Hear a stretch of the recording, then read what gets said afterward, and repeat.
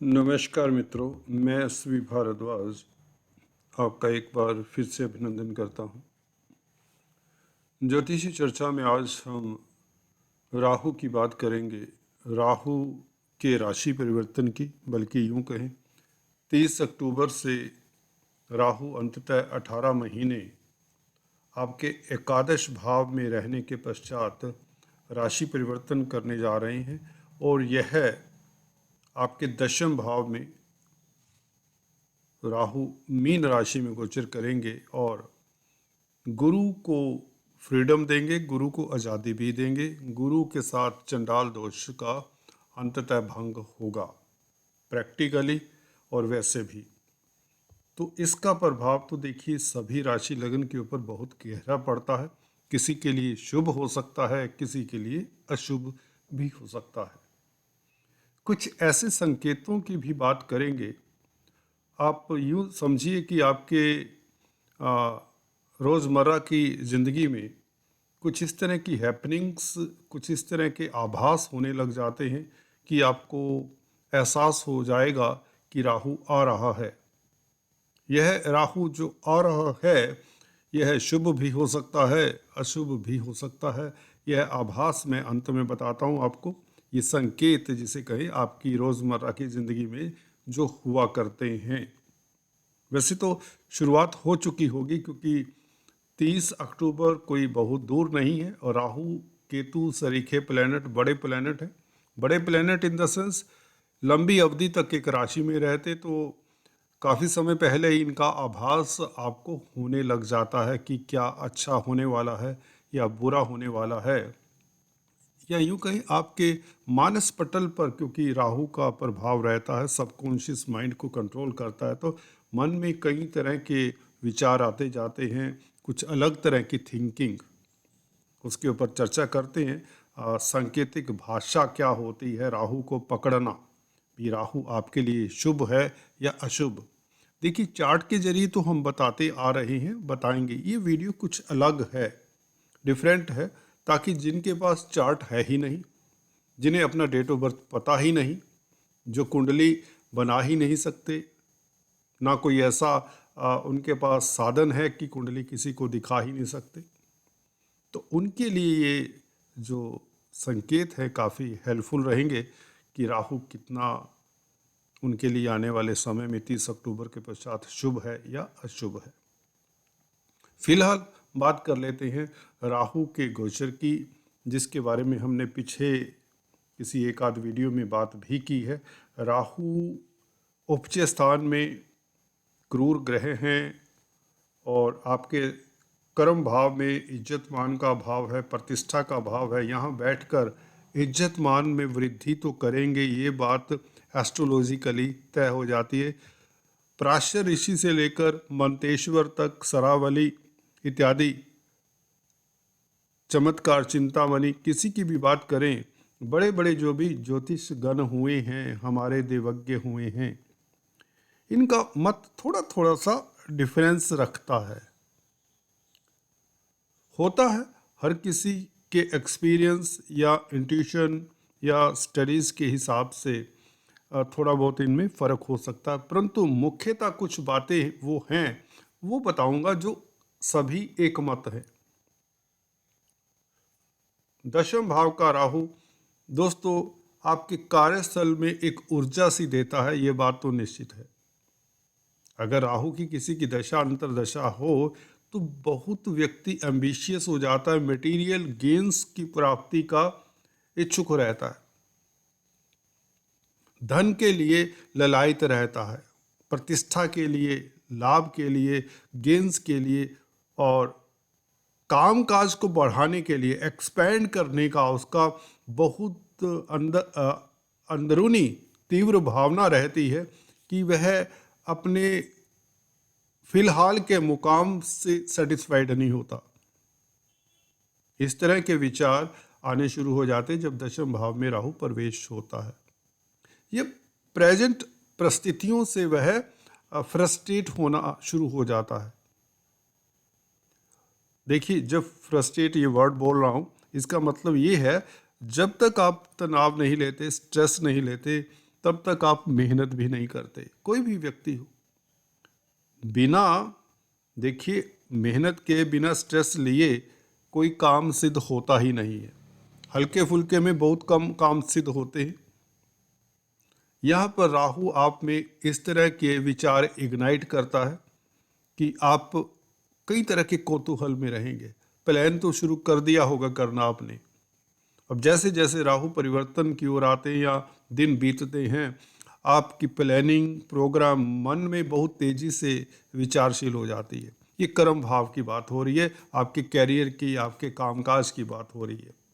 इसमें रिश्तों को मत लेना, इसमें किसी और तथ्यों को मत लेना। हम बात कर रहे हैं क्योंकि 10th हाउस कर्म का है, कैरियर का है। कैरियर को लेकर जो, अगर आप छात्र हैं या दोराहे पर हैं, नौकरी कर रहे हैं, नौकरी में परिवर्तन चाहते हैं या नौकरी छूट गई है, तो किस तरह से उसको हासिल करना है आदि इत्यादि, इसके बारे में सोच विचार बहुत तेज हो जाता है। अच्छी बात भी है। जब तक आप फोकस नहीं रहते, विचार ज़्यादा एक दिशा में नहीं होते, तो आपको सफलता नहीं मिलती। इसका मतलब ये है सॉरी, कि राहु आपको सफलता के लिए प्रेरणा दे रहा है। और राहु यहाँ पर बैठकर गुरु का फल तो देंगे, जिसके बारे में हम पहले भी बता चुके हैं।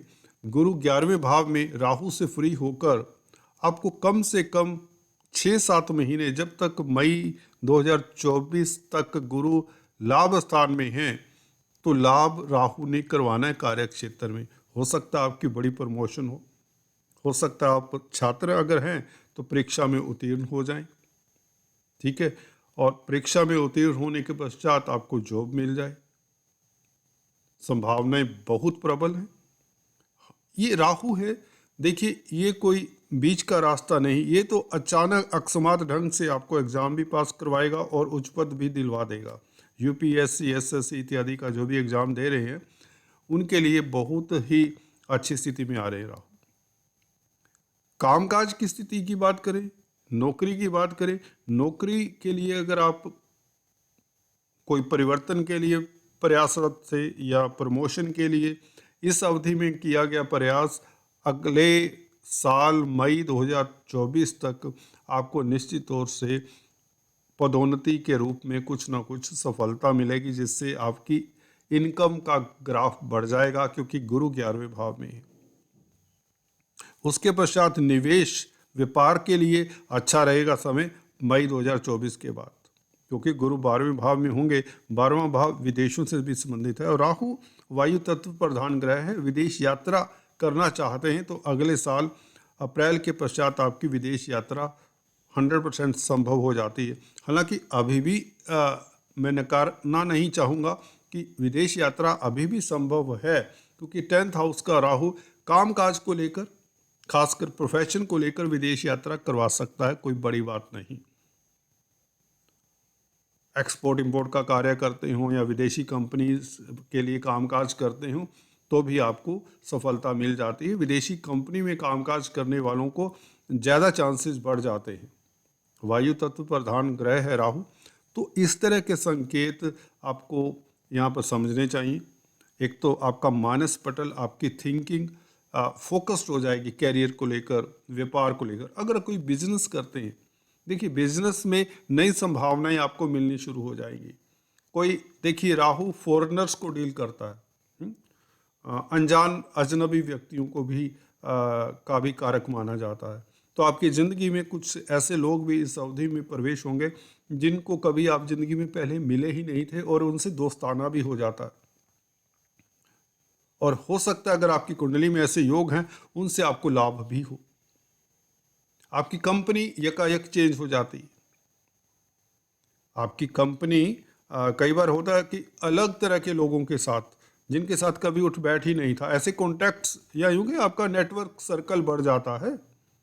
आप एक संकुचित सर्कल में थे अभी तक, और इसके पश्चात आपका सर्कल बढ़ना शुरू हो जाता है। ये राहु कर्म क्षेत्र में, पॉलिटिक्स में, राजनीति में है, तो निश्चित तौर से ये सर्कल बहुत काम आता है। आपका सोशल सर्कल बढ़ने से कोई भी क्षेत्र हो, राजनीति, 10th हाउस में राहु हो तो व्यक्ति को राजनीतिज्ञ बनाता है, सफल राजनीति में सफल बनाता है, ये भी अक्सर देखा गया। डिप्लोमेट बनाता है, व्यक्ति प्रैक्टिकल होता है, अपना काम निकालने में चतुर होता है। और क्योंकि यहाँ पर मीन राशि में है, इसलिए आपको धन की स्थिति बेहतर होगा करेगा और आप अपना काम निकालने में काफ़ी सक्षम रहेंगे। किसी भी तरह से जो भी अटके हुए अधूरे कार्य हैं वो 30 अक्टूबर के बाद संपन्न होने शुरू हो जाते हैं। ये एक इंडिकेशन, जनरल इंडिकेशन है जो राहु आपको देता है। यहाँ पर बैठकर मनचाही जगह पर ट्रांसफर, परंतु घर से दूर जाना पड़ सकता है, ये पूरे चांसेस है, क्योंकि 4th हाउस में केतु बैठा है। केतु मन के स्थान के ऊपर बैठकर मन को उद्विग्न करता है। राहु जैसे आपकी कामकाज को, कैरियर को लेकर मन को उद्विग्न करता है, केतु वैसे ही इसका इंडिकेट करता है। राहु का सामने ही है, तो आपको केतु के उपाय करते रहना चाहिए। अगर आपकी राहु की दशा अंतर्दशा है, राहु शुभ फल नहीं दे रहे, तो राहु का शुभ फल लेने के लिए इस अवधि में देखिए, राहु से हमने शुभ फल कैसे लेने हैं, उसके लिए सिंपल केतु के उपाय करें। अक्सर सिंपल उपाय बताता हूँ। ब्लैक एंड वाइट डॉग को फीड करें, कुत्ते को, काले सफ़ेद कुत्ते को कुछ न कुछ खिलाएं, काला सफ़ेद कंबल दान करें, चींटियों को आटा शक्कर डालें, केतु के बीज मंत्रों का जाप करें, भिखारियों को, ब्लाइंड्स को, खासकर अंधे व्यक्तियों को की सहायता करें। ये सब करने से आपके रास्ते में आने वाले अवरोध स्वतः ही दूर होते हैं। शनिवार के दिन काला सफेद कंबल भी दान कर सकते हैं, ये भी महत्वपूर्ण उपाय देखा गया है। तो आपके लिए, जिनके लिए राहु अच्छी स्थिति में नहीं है, उनको भी एक आरामदायक स्थिति मिलेगी 10th हाउस में आकर, क्योंकि गुरु से एक किस्म से निजात मिल रही है, तो आपका दाम्पत्य जीवन भी अच्छा हो जाता है। क्योंकि गुरु जब प्रभावित रहे तो मैरिज लाइफ में काफ़ी देखिए उठा पटक रही होगी, जिसकी हमने अक्सर चर्चा की है। पार्टनरशिप में बिजनेस ना चले या धोखा हो जाए, पार्टनर के साथ वाद विवाद हो जाए, इवन कोर्ट कचहरी तक पहुंच जाए, ये स्थितियां अब नहीं रहेगी, बल्कि राजीनामे की स्थिति हो जाएंगी। गुरु अच्छे हैं, मैरिज लाइफ उत्तम हो जाता है, रिश्ते मधुर हो जाते हैं। राहु ने भी गुरु का ही तो फल देना है। राहु की अगर दृष्टि की चर्चा करें तो धन स्थान के ऊपर दृष्टि, जैसा कि बताया, धन में वृद्धि करेगा। अब बात कर लेते हैं कुछ राहु के संकेत, जिसकी हमने शुरुआत में बात की कि राहु, एक तो आपको पता ही, अकस्मात ढंग से कुछ न कुछ ऐसा करेंगे कि आपकी तरक्की हो जाए। आप नौकरी कर रहे हैं, फॉर एग्जाम्पल, क्या होता है कि आपकी प्रमोशन ही हो नहीं रही, तो बॉस की बदली हो जाती है, नया बॉस आ जाता है, वो आपसे सुरताल उसके मिल जाते हैं। एक एग्जाम्पल है, वह आपकी प्रमोशन कर देता है आपके कामकाज को देखकर। या कई बार होता है कि आपको दूसरी अपॉर्चुनिटी मिल जाती है जहाँ पर अच्छी सैलरी है, अच्छे चांसेस हैं। या अगर आप अनएम्प्लॉयड हैं, ट्राई करते हैं इस अवधि में, तो 99% आपको जॉब मिलने के चांसेस बढ़ जाते हैं। बढ़ क्या जाते हैं, मिल जाएगी जॉब, मिलने के पूर्ण चांसेस है। छात्रों के लिए बता ही दिया, ये अकस्मात करता है। और आपको अक्सर, अगर आपके राहु शुभ हैं, तो स्वप्न में, ख्वाब में एलिफेंट्स वगैरह, हाथी इत्यादि नजर आने शुरू हो जाते हैं, किसी भी स्थिति में हो। पर हाँ, ये ना हो कि हाथी आपके पीछे भागता हुआ नजर ना आए स्वप्न में, तो वह अच्छा नहीं माना जाएगा। ब्लाइंड्स जो लोग हैं, वे आपसे मदद मांगने के लिए, जैसे ब्लाइंड बैगर ही हो सकते हैं या कोई ब्लाइंड इंस्टीट्यूट से हो, मदद मांगने के लिए आ जाए कहीं भी, किसी भी हालत में, या ब्लाइंड्स के साथ नाता हो, तो भी यह अच्छा संकेत है। परंतु अगर वो मदद मांगते हैं तो आपको मदद जरूर करनी चाहिए। वैसे भी मदद करनी चाहिए अगर आपको लगता है कि इनकी मदद की जा सकती है, ये मदद मांग रहे हैं। तो ये दो संकेत बहुत हैं। और चींटियों का घर में निकलना और निकलते ही 2-4 मिनट में ही लुप्त हो जाना, ये भी एक अच्छा संकेत है। परंतु चींटियां निकलें और लुप्त ना हो, ये अच्छा संकेत नहीं है। तो उसके लिए आपको केतु के जो उपाय बताएं वो करने चाहिए। वो आपकी दशा अंतर्दशा किस ग्रह की है या राहु केतु किस स्थिति में, उसके ऊपर भी निर्भर करता है। परंतु गोचर में राहु बहुत उत्तम स्थिति में है, गुरु भी उससे निजात पाकर बहुत बेहतर स्थिति में है। आपके लिए धन की स्थिति बहुत बेहतर, आपका अटका हुआ धन मिले, धन की स्थिति तो बेहतर हो, आप शत्रु हंता रहेंगे इस अवधि में।